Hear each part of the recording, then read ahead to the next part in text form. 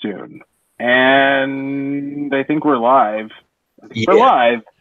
Hi, everyone. It's the Meta Lab, week of February 12th. I'm hosting for the first time for some reason. Why did Jason do this to me? I have two wonderful guest hosts today. We have one of the best players in Brazil, Pedro. Thank you. You're too kind. There, here's your face.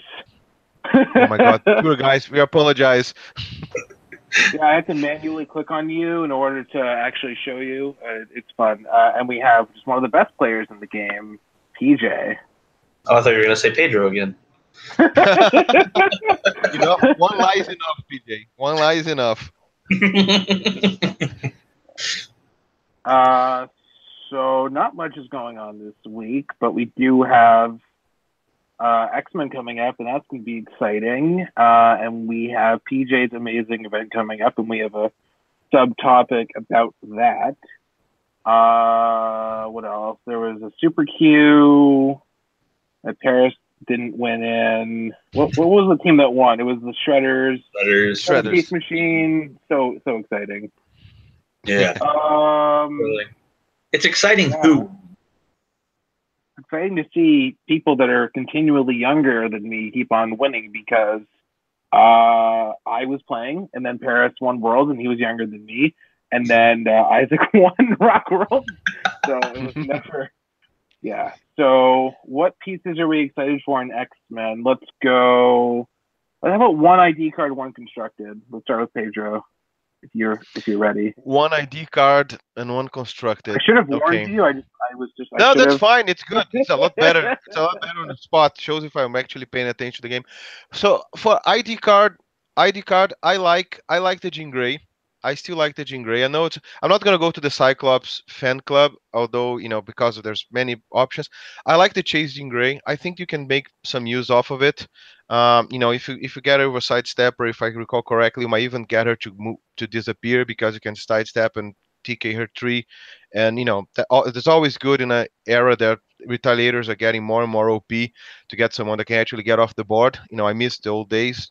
Now it's harder to do it. So, and I think she's not a bad piece. She's also cheap, which means that you can call her with a secondary guy on your team. So I like to, I would like to maybe think outside of the box, and her inspiration card is also pretty decent. So I would go with Jean Grey. On constructed, I know it's also I'm going to try to be the oddball here. I've been discussing this with Jason on the offside. I think we haven't explored fully yet, but the Magneto title character, the 1-point ability. I think that giving 2 move to people can be exploited with many different figures. Twice with sidestep, because I don't think it doesn't give sidestep, if I recall correctly. So you get a piece that gets some activations when they move. That guy can get a lot off of it, and as a free action, if I recall correctly. So I think that's plenty to be made off of that. Awesome. How about you, PJ? So for ID character or ID card, or both? I mean, I guess calling it a character with an ID card. The character I want to talk about, his ID isn't from this set. No, I just meant like general call-in. Just okay. Who you the Professor X Prime is holy crap overpowered as a call-in. Hard to argue with that. Yeah. For 90 points, you get the triple target mind control that shares combat values amongst everybody. So if I hit a Retaliator and your tent pole and one other, all of a sudden that Retaliator shooting other Retaliators with big damage and generating pogs. It's awesome. For main force, I'm actually been looking at the Chase Mr. Sinister. He's kind of shallow, but we're losing a lot of the call-ins that are going to be big damage to him. So this is more of a post-rotation thing, but I like that he gets to free move at the beginning of turn. So there's a lot of shenanigans to be had with him and ID cards, and that's one of the pieces I'm really, really looking forward to playing. Yeah, it'll be hopefully he has a really good inspiration to go with that dial. I also noticed that his lower dial, you can just call in and he can just ping 3 Retaliators to death. Yeah. Yeah, an option. yeah, it's literally just a thing you can do with 8 range. Like, and he has random leadership, so on your next turn before he goes away, you get the extra action to your pool, and then he goes away. Yep. Yeah, and plus post rotation, like what he's not taking up a prime slot. There's no Nighthawk, no Jakeem, basically.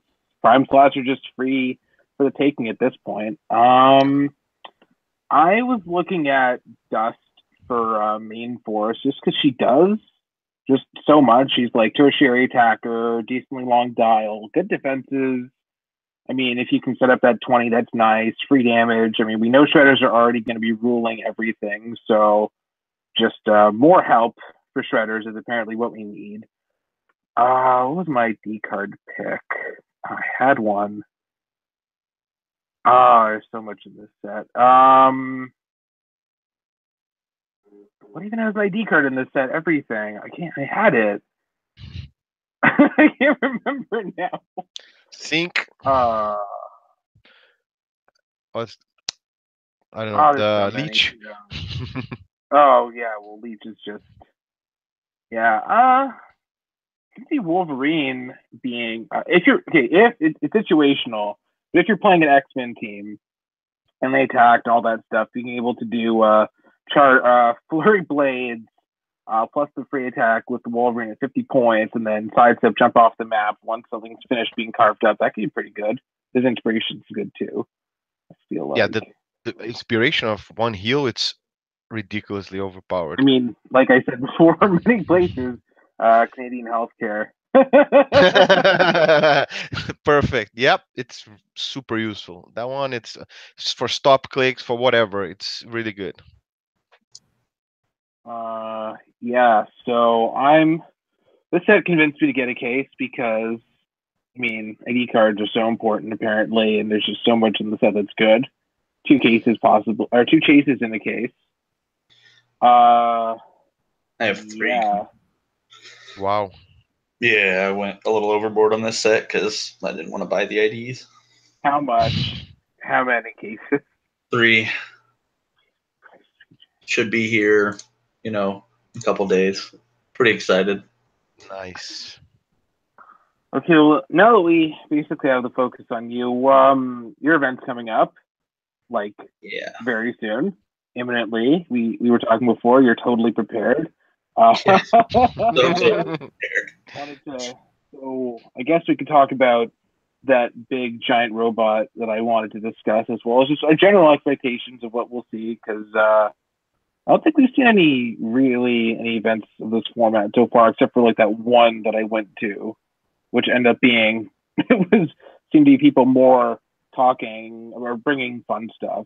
So there was one in Arizona, but I think they had a banned list. So like the banned list? No, I don't think it was the same as Pat's. I'm not 100% sure, but I know like 3 of the top 4 teams were morphing jar builds. So, but not like traditional ones. One was like morphing jar Exodia, because why not? Nice. Well, what do you think you'd be playing if you were playing? I would 100% play a morphing jar build. Like, so much fun.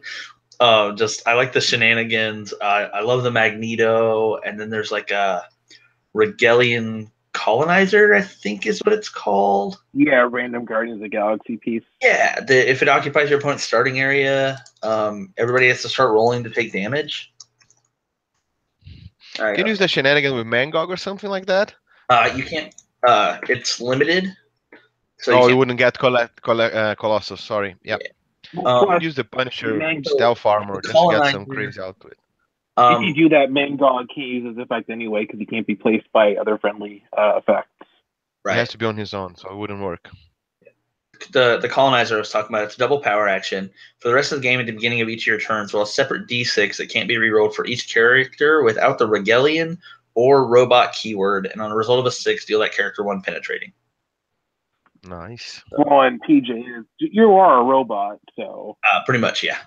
So your team's just automatically immune. I was looking at each arms. I was like, what figure should I pull up to show off the unit section? I was like, it has to be Ultron 1. There is no other. What about you, Pedro? What would your expectations be? What would you want to play? Yeah, we were discussing this a little bit earlier. I think I like to when I go to gang. I think abusing Justin is always great. So I would go. If I had to prepare something in a rush, if it couldn't be something as exclusive and exotic like morphing jars and stuff like that, I would go to resort to the Crane gang with Nighthawk Prime. Just abuse Jane Foster's as well. So just get the good old Justin Crane, Nighthawk, Batmite, and Jane Foster. Probably fits if I memory did the calculation correctly. That's an easy harassment to your opponent.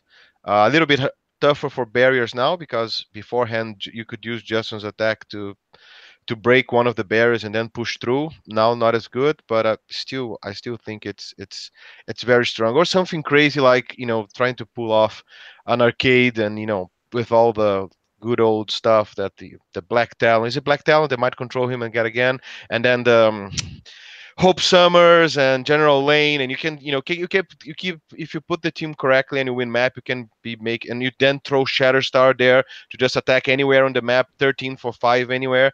If I had to go exotic, I would go something like Shatterstar Arcade, but it's harder to win map. But if you win, it's probably miserable for your opponent to go through. I am disgusted and impressed. This reminds you, I'm happy that if I was going to run a ROC event, which I'm looking to do locally, that ban list is totally getting used. Like, no question. There's just so much degenerate nonsense. Like, we already talked about a couple shows ago, Justin, and why he deserves to just burn in hell forever in gold and where he belongs. No more competitive, please. Yeah. Interestingly, I was talking to people about Justin teams, and I was like, well, you could always play Sentry Void with the Fast Forces cap. I mean, that's pretty good, right? Like, that's only 350 points with a multi-attacking beast. So that still leaves a lot of room for Avengers fun. Like, the Sentry awesome. Void is definitely aged. Like that top dial 11. There were 5 with 11 range. I don't know. I like him. And then the free movement off of cap to get him into position. And then you multi-attack, hit something for 5 and then split. Or hit 2 things for 5. I mean, I don't know. I think he's good. I think he'd be a lot of fun. It's obviously not as good as Justin plus whatever, because Justin lets them attack. But I don't know. I don't think cap has to be adjacent. No. So that's always... No, cap is just global, move half your speed. I think you can't be pushed or whatever, but yeah. It's obviously less good than a full move and an attack. Right. I definitely agree. But if Justin's banned, then... Yes, if poor Justin has deserved the ban, has gotten the ban he deserves. Poor Justin. Just think like Justin with a 300-point robot, you could move him out and then call in Sentry Void in ROC Age. Yep. I was on the Quick Stuff podcast talking about ROC Age, and we confirmed that you can actually call in Sentry Void because real name. Yep. Oh boy. Yeah, it's pretty awesome.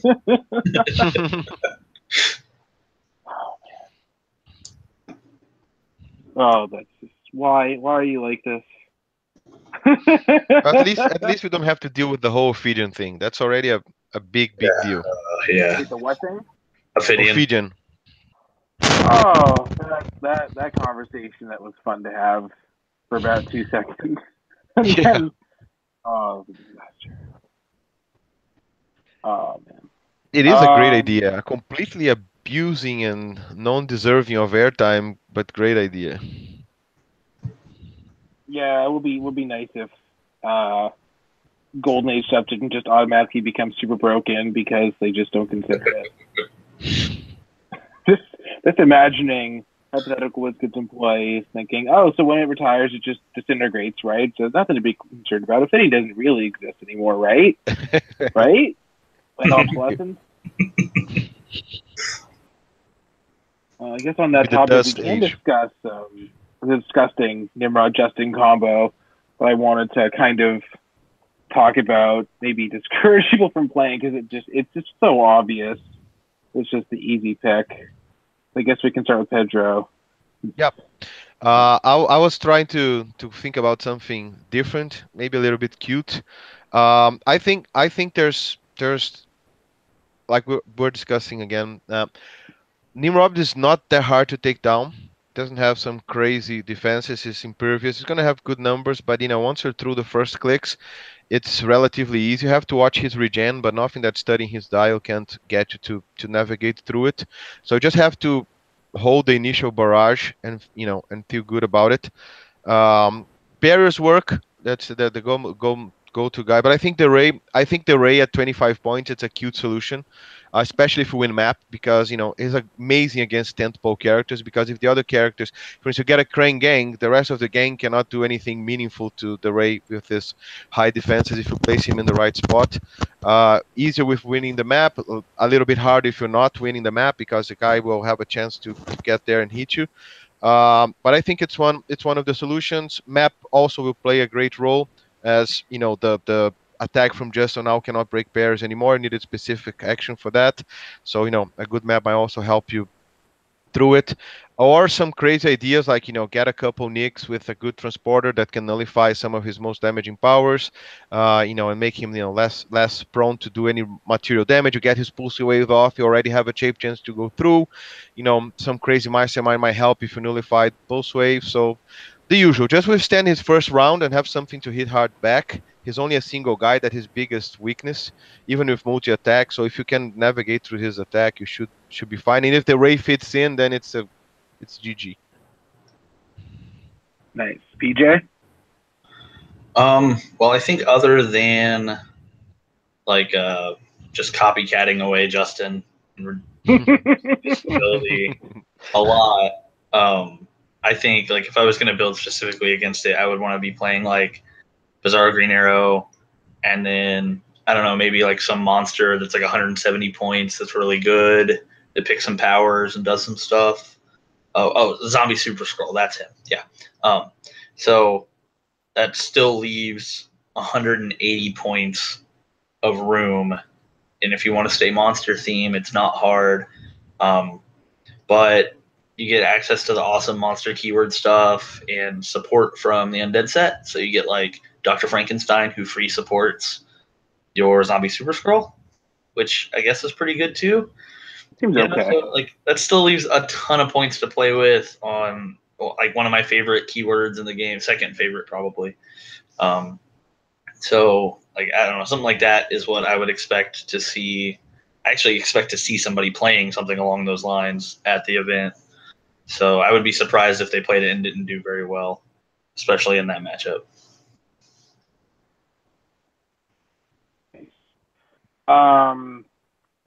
Yeah, I played it at that one event, the winter map where it was mandatory name theme. I didn't win map roll a single time.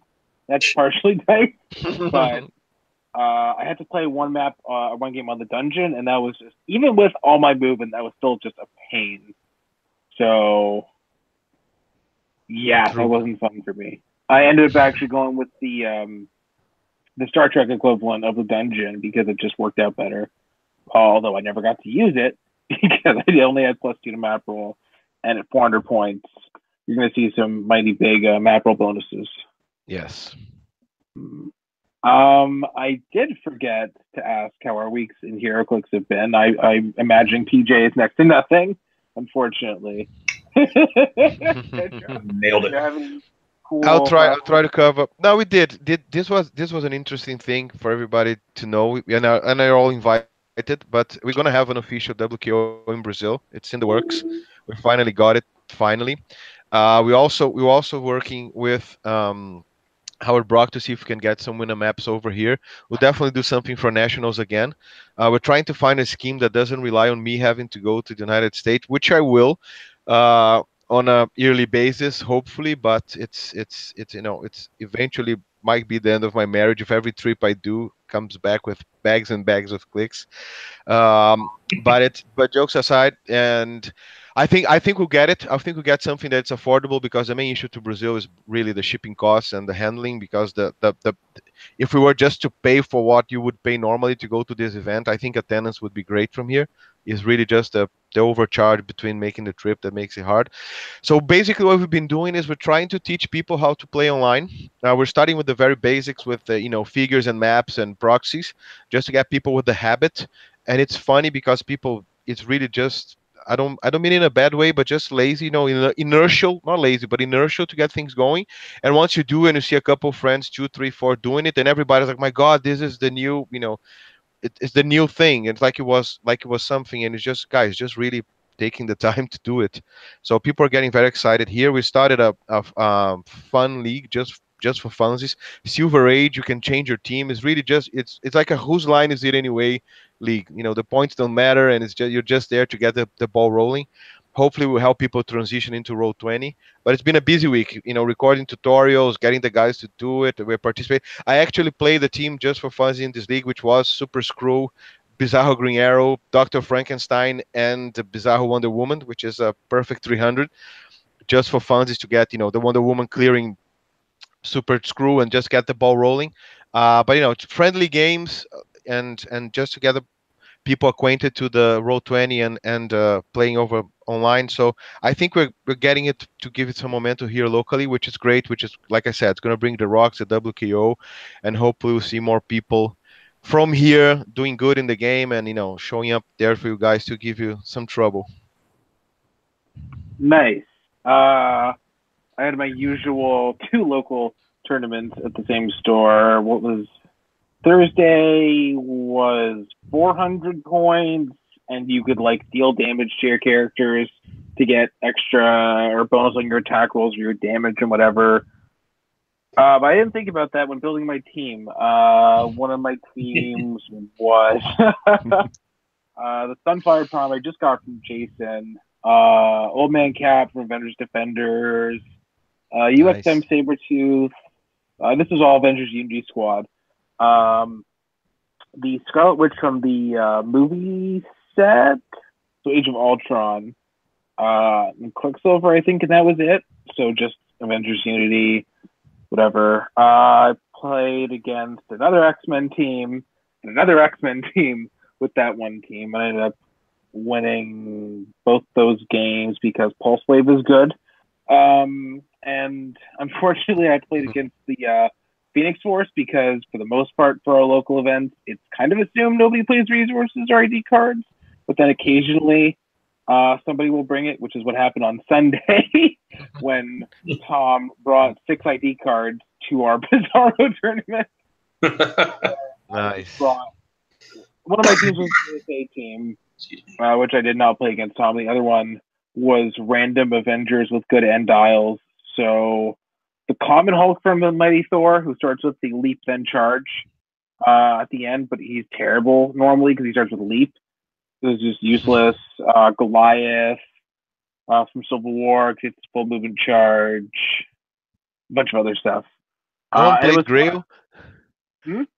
No one played Grail? Grail, it's amazing for Bizarro matches. Only for Bizarro. Yes, true, also true. No, I don't have one anymore. Fortunately or unfortunately, but that would have been good call to play for this event because it would have been terrible otherwise. So, what did Tom play? He played the Bruce Banner from Incredible Hulk, who turns into Outback Hulk, whose special defense power is he doesn't take damage unless it's an attack roll, and the rolls doubles. So, math. Oh, yeah. So I think it's what? 1 out of 12. What's the odds that you actually roll just doubles normally? 1 out of 12 or something? I don't remember. Second math, yeah. I think so. Whatever. So, but then take away critical misses. So you have to roll whatever. So that, a bunch of Ultrons for the ID cards, because of course, if you're on the Metal Lab, you have to love Ultron drones. He had the the Iron Man from What If, who has the ridiculous end dial for 40 points. Tim Hunter, and I think that was pretty much it. And it was, I moved up. He made a and of course the Beyonder, because that's Tom's favorite. So I moved up after winning map. He blasted me. I made my first attack of the game, which was actually the doubles to kill the Hulk in one shot. One try. That was fun. I about died of laughter, and then he just blasted me a bunch more, and that was it. So if you're playing at our local 401 Games event, we generally don't play resources or ID cards, even if it doesn't say so. But I'll have to start adding that into the description because sometimes people don't know these things.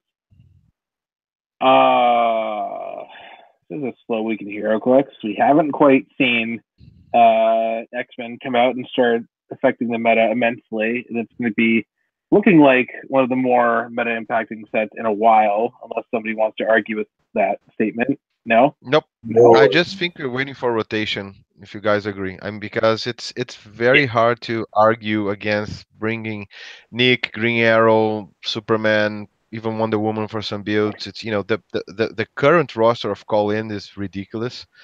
But once rotation comes out and you might actually have a chance to have pieces survive the board and not fear of 6 damage knockout that bypasses everything, I think the possibilities will be immense. Yeah, it's like you look at Cyclops, the Chase is kind of the best range call-in post-rotation, but it's not like he shuts off powers, it's just he has good stats. So it's not like Green Arrow or Nick where they have the stats and they shut off all your important powers. So actually be able to play like characters with powers now. You'll actually be able to use like the powers your characters bring, actually, and see them be effective. Exactly. Well, it's just like you look at what we have now, and you look at the old meta. It's like there's not even it's not the same game. Like if there was a ROC Age event, nobody would play Gluttony. That would just be the stupidest play now because making Green Arrow exist and could just one-shot him. But yeah, once you actually get those guys out of everybody's hair, you can actually start playing the game and not having to worry about, oh, I have this cool character who's very expensive because they have uncounterable power. Oh, okay. That was fun. But I got to put my pieces on the map. That was kind of okay. I think it's a crazy, if you allow me to trip for 30 seconds, I think it's a crazy game design choice what they've done, and I think they've done a lot better for X-Men now. When you design a character to have specific powers, for instance, if you look at Green Arrow, which is really good, I think it's very balanced if you play him on the table. And then when you're making the design, you see he's not going to make this attack every round. He's going to have to position. Nick Fury is amazing, but a simple bear in front of him, he doesn't have sidestep. He's going to be staring at the wall.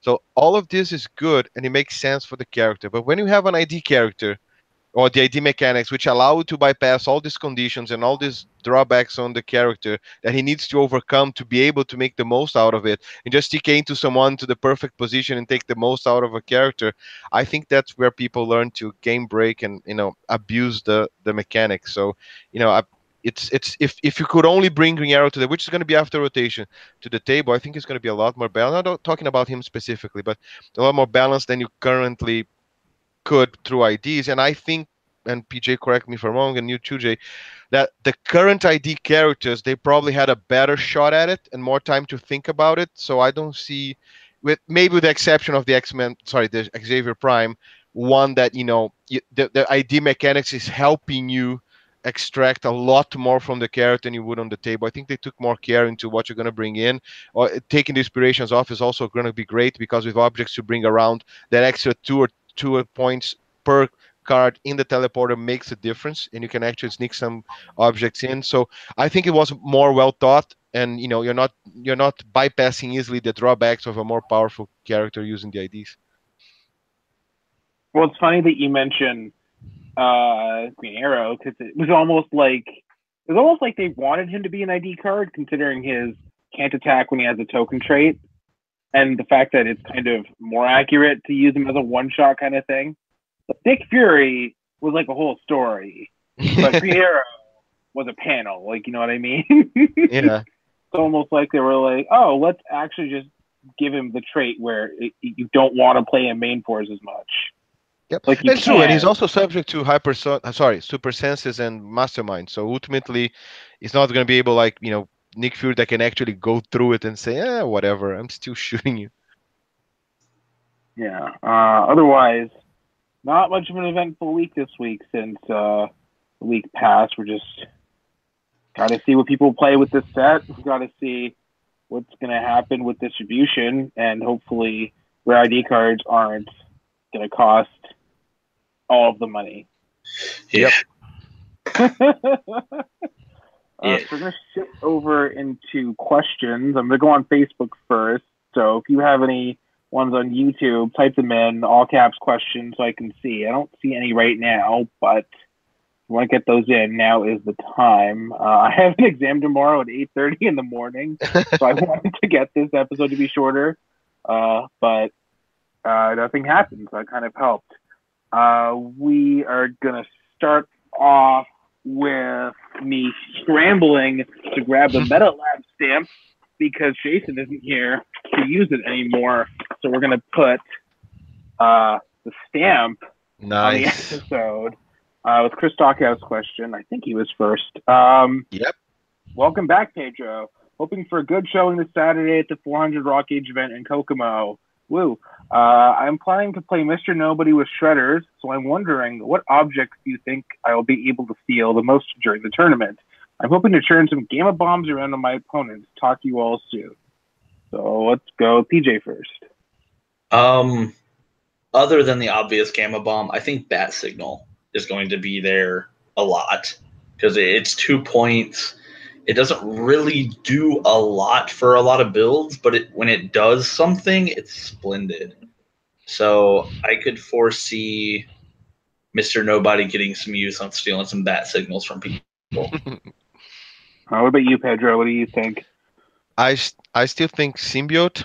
It depends on the local meta, but I think Symbiote is still super cost efficient. A couple mirrors maybe. I think I've been looking to Mr. Nobody the more, and as I see ROC Onlines and Dr. Octopus becoming more powerful without it, and people still using Overdrive for everything. They start their builds. I'm gonna make a mystical team. Okay, so it's gonna be Overdrive, and then they don't care about the keyword because Overdrive is gonna be always there. So I think Mr. Nobody. I think that the biggest object is going to steal the most, which is going to be more important, is heavy objects. That's going to be the one that's going to affect his opponents the most. But if I have to pick a named one, definitely Symbiote and a couple mirrors. Technically, he actually did say just objects. He didn't say special objects. Yeah, I like the idea of using the mirror in general, especially stealing it. But then I'm like, I could totally fill that role. But then I think Rocket Raccoon. And we all know how annoying he can be. I mean, we've seen Jason play him. We saw him being played with the 20 characters because they didn't fix that for quite a while.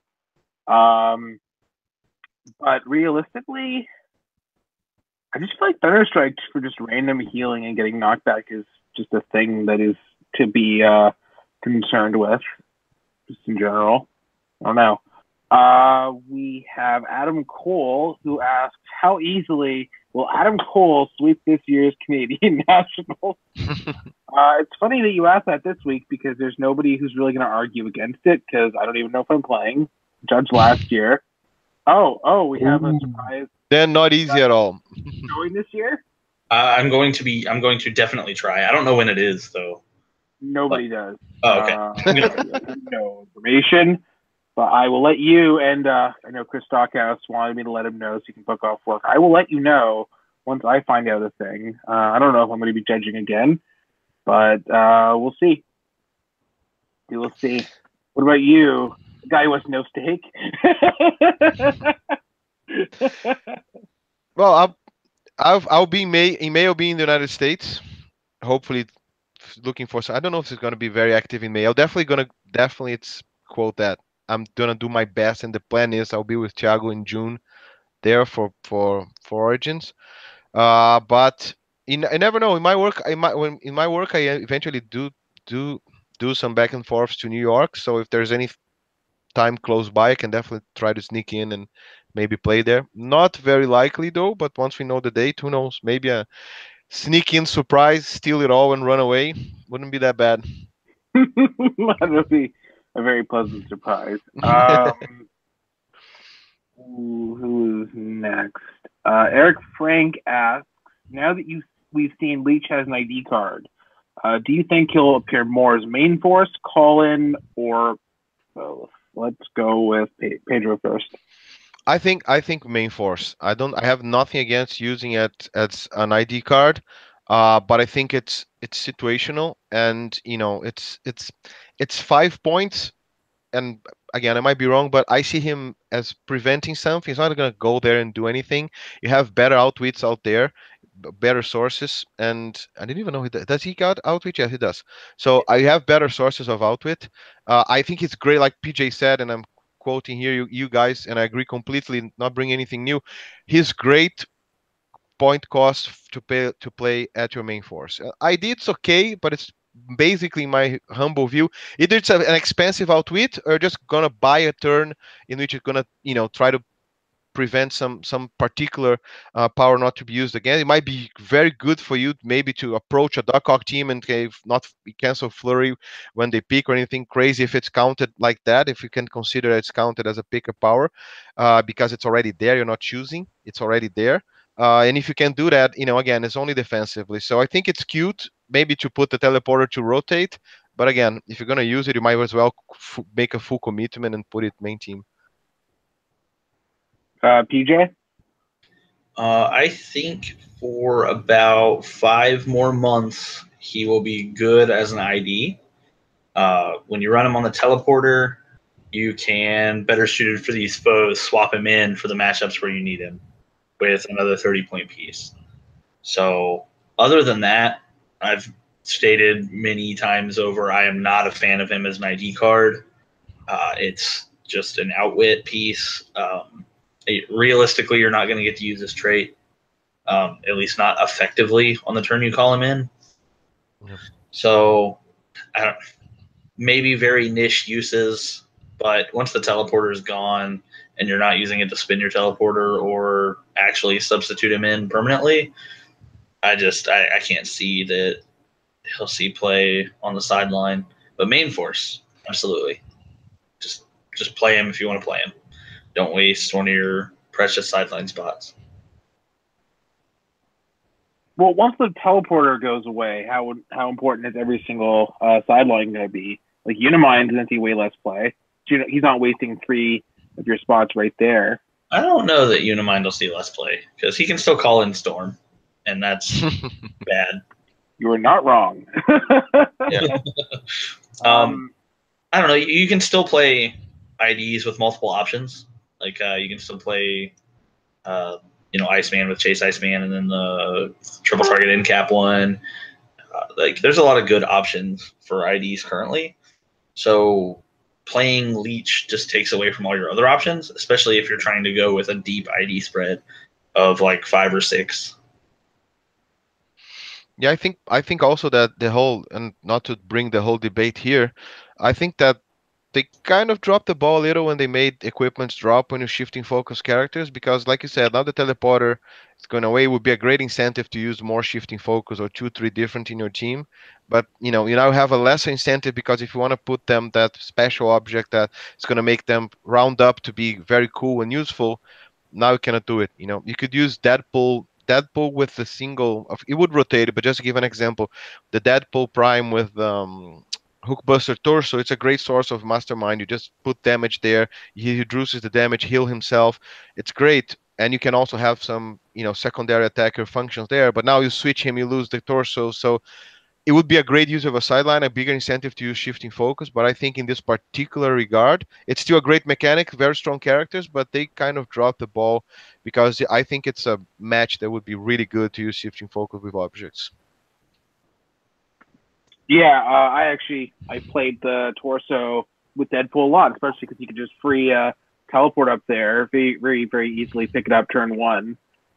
So I really felt that sting. I played him with Brainiac before to give him impervious. Yeah, I think Derek played 2 of them each of the Possessor World this year. Sure did. Beat me in round 1. Wow. On a Super Senses roll. Last action got called. My attack was declared. I was like, well, if you don't hit the senses, I win. If you do, you win. And he hit it. So.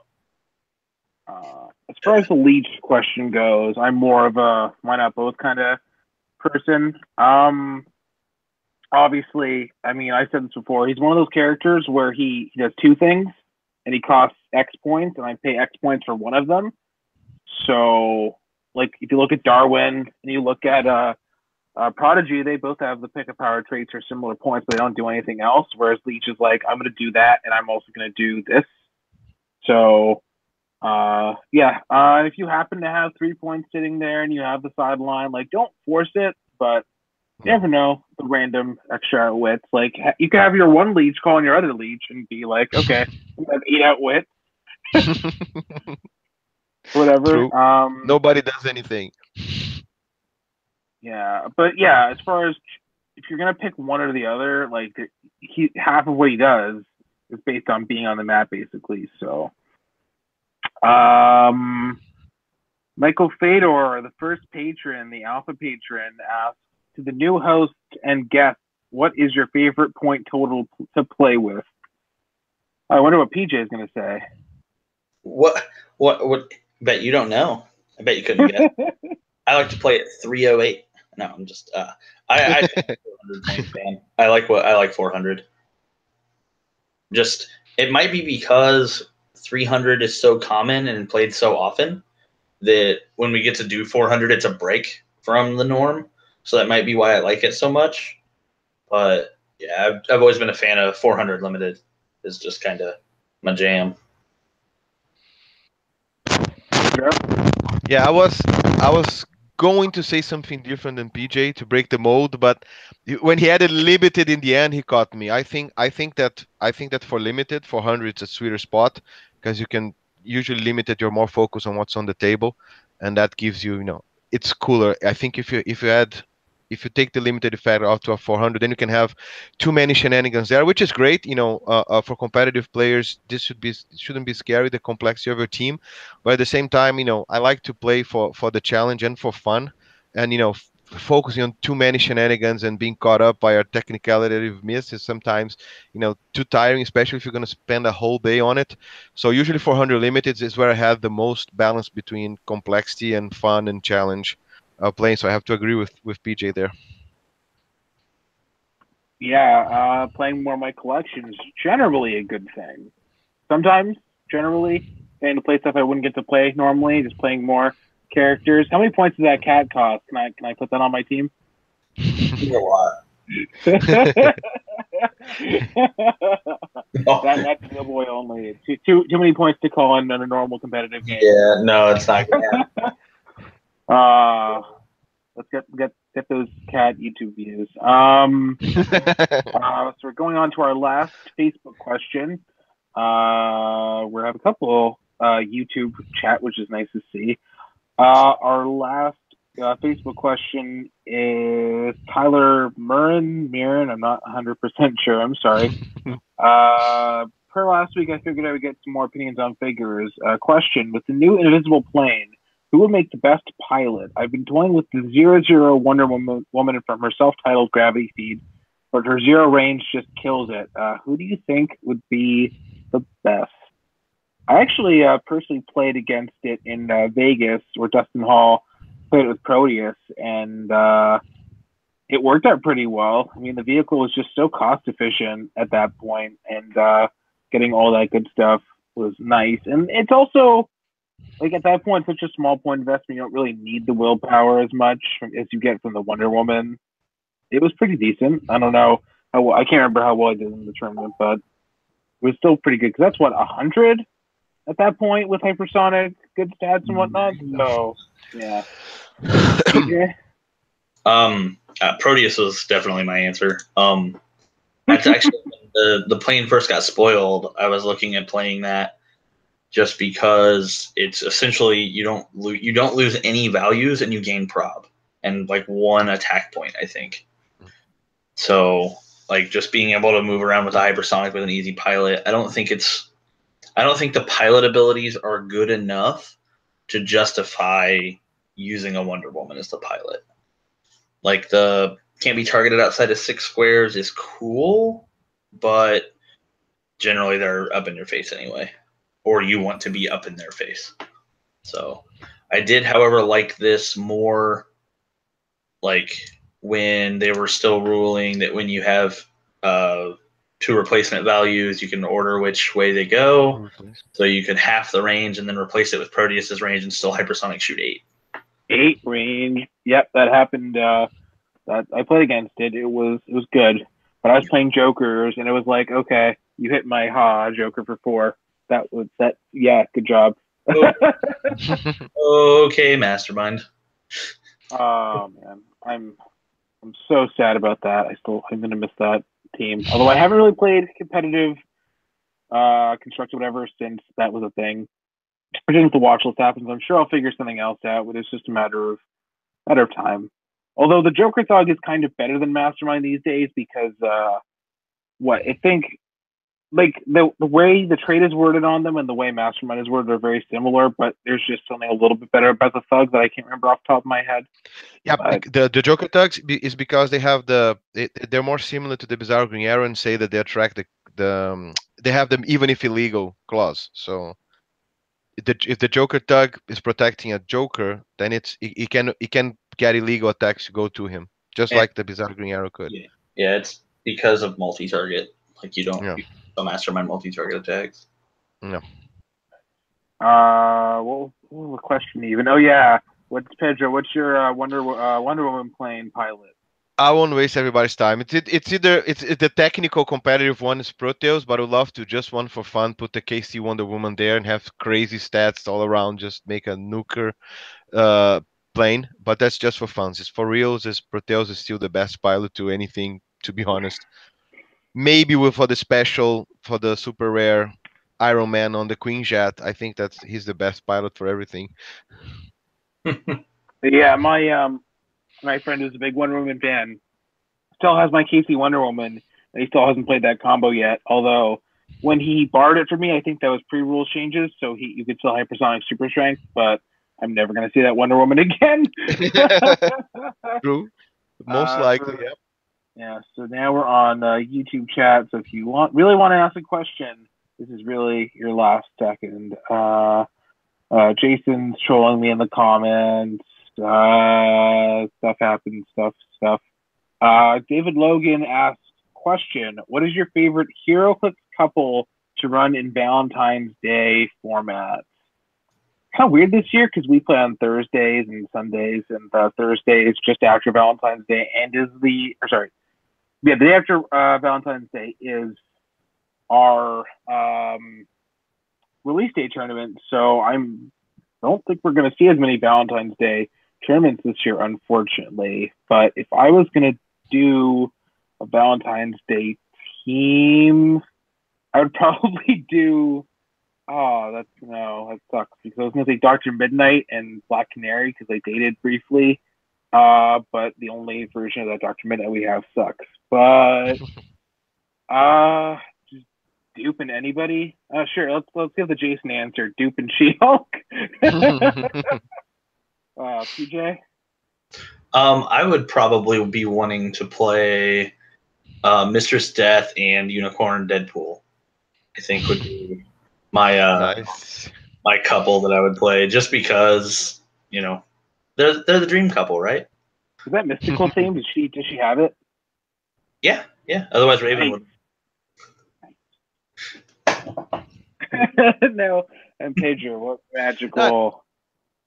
If you want to be a bit competitive, I think Thor and Jane Foster now go well. Even Odinson and Jane Foster do a good, cute, effective couple. Or you can maybe do on a provocative side Hellcat and Jessica Jones, but I'm kidding. They do have prob if they use them together. But now I would go the official Thor and Jane Foster. Or I love playing Spider-Man. Unfortunately, not very competitive. And the 25-point Mary Jane is amazing to play with any Spider-Man. Now, jokes aside, if they were a bit more competitive, I'll only run them. I love the chases, and she's a very decent piece to play alongside. Free carry with +1 with 1 perplex on Spider-Man, it's always good. It's funny you say that because now that we have Black Cat gets the Spider-Man family keyword, and Spider-Gwen has it too, so you can now play Spider-Man with 3 girlfriends on a named theme team, and it's like, so my Spider-Gwen will be hit. Do I let Mary Jane take a team prob? No, she probably wouldn't want to do that. Yeah. If there's no Spider-Man on, it's like the mercenary rule. If there's no Spider-Man on the board, the 3 just go at each other and you lose the match. Oh, so good. what else? We have Sneaky Bread question. So, what do you guys really think of Jason? So, do we intend to monetize this video for the channel? That's a important. I did already press monetize, so we had to. Yeah, so he's great. I think he's awesome. He's missed. PJ. I love Jason. It's always been pleasant every time I've talked to him. So I can't say that I've had a negative experience. No, me neither. I was just joking. But really, I would like him to sit on my lap and talk to me, tell me stories. Wait, crap, we're live. and there goes the monetization for different reasons. I like that Jason guy. He's pretty cool and letting me host the show because he trusts me for some reason, and that's pretty cool. I'm doing an okay job. Looks like our last question for the evening. William Dickey asks, do you think that ID cards have been healthy for the game as a whole, or is it a mechanic that makes Modern bad? This being in reference to Limited being so popular as an alternate format. And I am not starting on that one, so PJ. So I am a huge advocate for ID cards. I've always loved them, always thought they were great for the game. The only exception to that is I don't think Shield Level 7 ever should have been made. If we don't have that ID, I don't think IDs were ever a problem. Like, yeah, we still get Green Arrow, but like he's not that bad when you compare it to Hawkeye and Nick off the same ID card. So I think just without Shield 7, IDs are one of the best things to ever happen to Heroclix, personally. So I don't know. Well, you did also you said that Hawkeye was your least favorite character of the last year, and that level 7 that wouldn't have been possible, right? So correct. Pedro. I'm gonna sound I'm gonna sound more crazy now, but I'm completely torn when it comes to the ID. I personally love them. I agree with PJ. I think they're great for the game. I like building anything with flexibility, and ID cards to me are one of the ultimate tools for flexibility. I'm still have the most fun ever playing Queen Jet with 125 ID cards. But I can see from a bigger scope, from a broader scope point of view, and I'm not personally affected, but I can understand how it gives margin for people to say that you push like every other game. This is just the tool of the trend to say ID cards. It would be different resources if it were the case, but it does make the case of it makes the game a lot more expensive, less accessible if everybody has to have the Nick Fury and shoot level 7. And I think PJ was very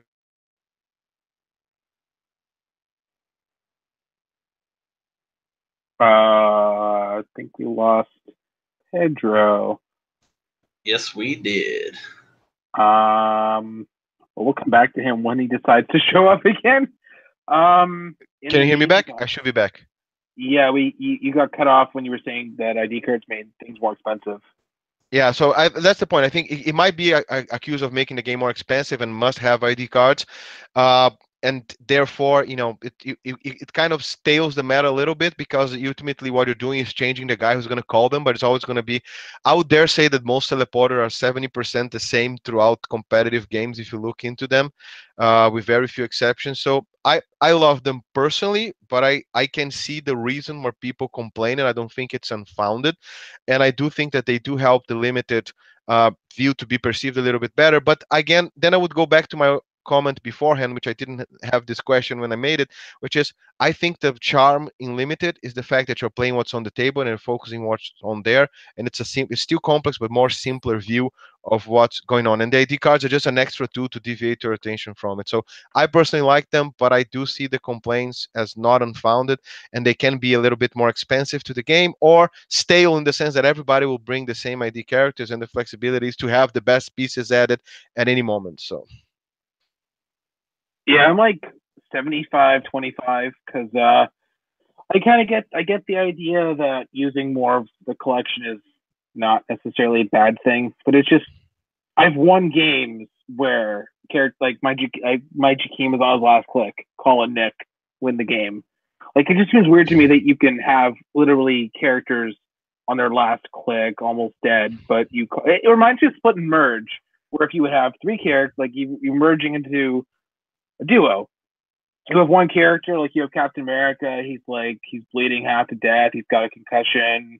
His shield is like destroyed. And then you have healthy Thor, and then they merge, and then it's a top click thing, like kind of like ID cards, where it's like literally the last turn. You can call in with your last click character and still win with healthy ID characters. But overall, I also do agree that outside of the very specific, really bad ones for the game, they're just, they're fine. Like if level 7 didn't exist and it wasn't Nick every other ID card call on, like, I wouldn't mind seeing, I don't know, let's look at my ID cards. I wouldn't mind seeing Colossus randomly pop up. Like, it's just whatever. Colossus, who cares? I don't care. You can bring in Namor. Sure, have fun. Yep. Like, Doctor Strange, anyone. Yeah. We have some more last minute questions. Another question from William Dickey. When do you think we will get DC cards next?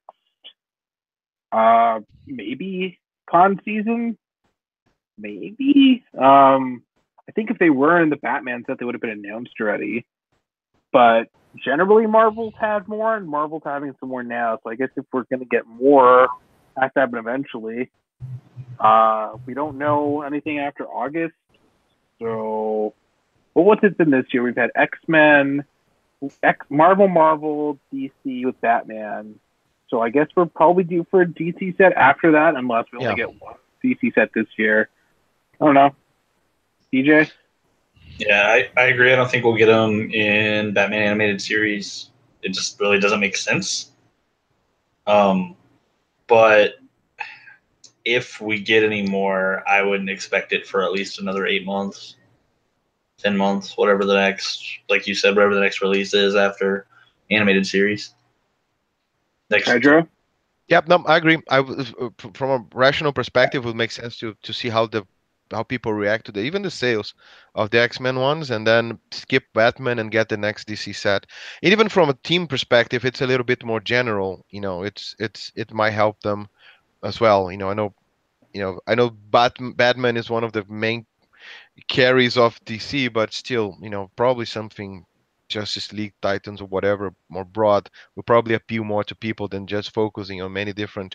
Although there's very richness, and people even put in chat, there's very richness on how you could do them in the animated series, because it is a fantastic source of lore. I think it would be limited to characters, and it would be harder to make it viable with other characters. To like you have in the general X-Men cards that can last a little longer due to the old set and to rotation. But anyways, by then rotation would have happened, so it's kind of free feud. Yeah, there's a couple weird things you could do. You could do, like, I don't know, Suicide Squad contracts or whatever, and you could bring in like random Suicide Squad villains, which is basically half of the DC villains at this point, or like assassination, whatever targets. You like call in Deadshot or whatever. That'd be pretty cool. Villain IDs would be great, right? An emphasis on villains IDs. DC villains are usually more spread and balanced than usually Marvel, concentrated and overpowered. So I think it's a rich scenario to have some more villain IDs. Yeah, like we already have a couple ID cards in existence that are villains. Like we have Lex. Captain Cold, we have Luthor, we have, I don't know, Swordsman is more often. I mean, the only good one to call in is the Master of Evil version. But yeah. So that looks like we're out of questions, and Jason is still being in the chat instead of being on the show. So before I go into the ad read and finishing up, does anybody have anything they want to add? Anything? Yes. Come to my event on Saturday. If you need any details, hit me up on Facebook. I'll get you added to the event page. Or if you don't care about the event page, just ask me and I'll tell you all the stuff that's on the event page anyway. Pedro, do you have any random plugs apparently? Yeah, sure. Go to PJ's event. I'm just going to say, to keep the tradition, I'm going to follow what PJ said.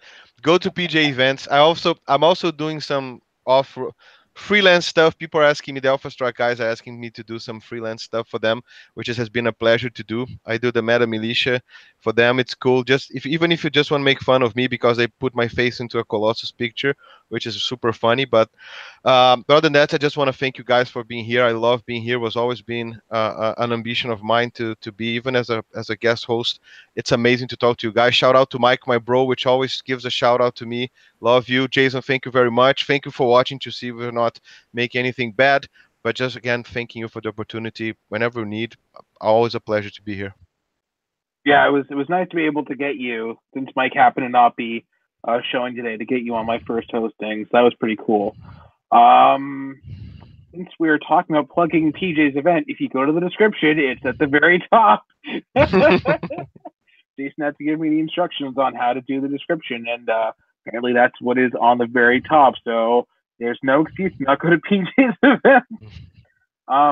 As far as random plugs go, I did, and since we're kind of talking about ROC Age a lot, I did Clixed off this past weekend, and the episode it should be the most recent one at this point.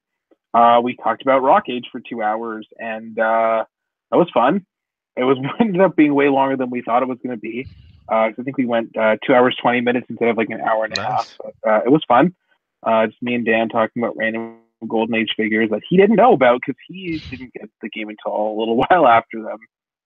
But yeah, go to PJ's event. I wish I could, even though I would have no idea what to play.